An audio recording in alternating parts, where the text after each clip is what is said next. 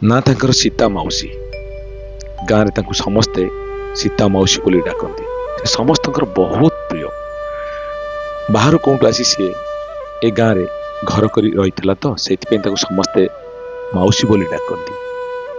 ମାଉସୀ ଯାହା ଘରେ ପାଇଟି କରେ, ମାନେ ଯାହା ଘରେ କାମ କରେ, ଯାହାର ଗାଈ ଦୁହେଁ, ତାଙ୍କ ଘରର ଦେଖାଶୁଣା କରେ, ତାଙ୍କର ଥିଲା ସେଦିନ ଭୋଜି, ମାନେ ଏକାଦଶ ଆଉ ଭୋଜି। ହେଲେ ମାଉସୀ କିନ୍ତୁ ତାଙ୍କ ଭୋଜି ଖାଇବାକୁ ଯାଇନଥିଲେ। ଗାଁ ଲୋକ ତାଙ୍କୁ ପଚାରୁଥିଲେ, ସୀତା ମାଉସୀ, ଆଜି ପରା ତମ ବାବୁ ଘର ଖାନା, ତମେ କାହିଁକି ଯାଇନ? ମାଉସୀ ତାକୁ ତ କେହି ଡାକି ନାହାନ୍ତି। ଭାରି ସ୍ୱାଭିମାନୀ ସେ, ବିନା ନିମନ୍ତ୍ରଣ କେମିତି ବା ଯାଇଥାନ୍ତା? ସେ ମିଛରେ କହୁଛି, ନାଇଁ ରେ, ମୋ ପେଟ ଖରାପ, ମୁଁ ସେଇଥିପାଇଁ ଯାଇନି। ମାଉସୀ ସେ ତାଙ୍କରି ଘରେ କାମ କରେ। ଗାଁର ବଡ଼ ବାବୁ, ଯାହାଙ୍କର ଆଜି ଏକାଦଶ ଆଉ ଶାନ୍ତି ଦେବୀ। ଶାନ୍ତି ଦେବୀଙ୍କର 3 ପୁଅ। ବଡ଼ ପୁଅ ରହନ୍ତି ବିଦେଶରେ, IT ସେକ୍ଟରରେ ଚାକିରି କରନ୍ତି। ମଝିଆ ପୁଅ ନ୍ୟୁ ଦିଲ୍ଲୀରେ ଶାସ୍ତ୍ରୀ ଭବନରେ ଚାକିରି କରନ୍ତି। ଆଉ ସାନ ପୁଅ ଗାଁ ସ୍କୁଲର, ହାଇସ୍କୁଲର ସେ ଟିଚର। ଶାନ୍ତି ଦେବୀଙ୍କର ଦେଖାଶୁଣା କେହି କରନ୍ତି ନାହିଁ। ପରିଣତ ବୟସରେ ତାଙ୍କୁ ଗୋଟେ ରୁମ୍ ଦିଆଯାଇଥିଲା। ଆଉ ଏ ସୀତା ମାଉସୀ ଯାଇ ତାର ସବୁ କିଛି ରକ୍ଷଣାବେକ୍ଷଣ ସବୁ କିଛି କରେ। ଆଗେ ଯାଏ ଗାଈ ଧୁଏ, ଗାଈ ଧୋଇ ସାରିବା ପରେ ହାତ ଗୋଡ଼ ଧୋଇ ଯାଏ ଶାନ୍ତି ଦେବୀଙ୍କର ଲୁଗାପଟା ସବୁ ଚେଞ୍ଜ କରେ, ଧୁଆ ପୋଛା ସବୁ କରେ। ସେଦିନ ସୀତା ମାଉସୀଙ୍କର ଯିବା ଟିକେ ଲେଟ୍ ହେଇଯାଇଛି। ଗାଈ ଧୋଇ ଯାଇ ପହଞ୍ଚି ଦେଖେ ତ ଶାନ୍ତି ଦେବୀ ଆଉ ନାହାନ୍ତି, ମରିକି ପୁରା କାଠି ହେଇଯାଇଥାଏ। ସେତେବେଳକୁ ତାଙ୍କ ସାନ ପୁଅ ସ୍କୁଲ ପଳାଇ ଯାଇଥାଏ। ତୁରନ୍ତ ଖବର ଦିଆଗଲା, ପୁଅ ଆସି ପହଞ୍ଚିଲା।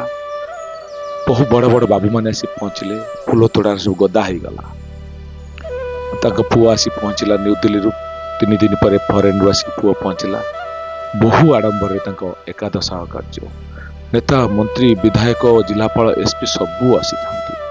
ହେଲେ ଯୋଉ ସୀତା ମାଉସୀ ତାଙ୍କ ପାଇଁ ପ୍ରତିଦିନ ସେବା କରୁଥିଲା, ତାଙ୍କ ଲୁଗା ଚେଞ୍ଜ କରୁଥିଲା, ଗାଧେଇ ଦଉଥିଲା, ପୋଛି ଦଉଥିଲା, ତାଙ୍କ ଏକାଦଶରେ ସୀତା ମାଉସୀ କଥା କେହି ଟିକେ ମନେ ପକେଇଲେ ନାହିଁ। କେମିତି ବା ମନେ ପକେଇଥାନ୍ତେ? ଯେଉଁଠି ବଡ଼ ବଡ଼ ବାବୁ ମାନେ ଆସୁଛନ୍ତି, ପୁଲିସ ଅଫିସର ମାନେ ଆସୁଛନ୍ତି, ମନ୍ତ୍ରୀ ନେତା ଆସୁଛନ୍ତି, ନାଲିବତୀ ଗାଡ଼ି ସବୁ ଆସୁଛି, କମ୍ ଦାମୀ ଶାଢ଼ୀ, ଚିରା ଶାଢ଼ୀ ପିନ୍ଧିଥିବା ସୀତା ମାଉସୀ କଥା କିଏ ବା ସେତେବେଳେ ଭାବିବ? ମାଉସୀ ମନରେ ଟିକେ ଦୁଃଖ ନଥିଲା। କାହିଁକି ନା ସେ ଶାନ୍ତି ଦେବୀ ସିନା ଆରପାରିକୁ ଚାଲିଗଲେ, ତାଙ୍କ ପ୍ରିୟ ଗାଈ ପୁରା ଅଛି।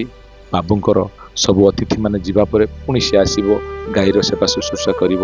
ହେଲେ ଶାନ୍ତି ଦେବୀଙ୍କ କଥା ଭାବି ଭାବି ଆଖିରୁ 2 ଟୋପା ଲୁହ ସିନା ଝରିଗଲା।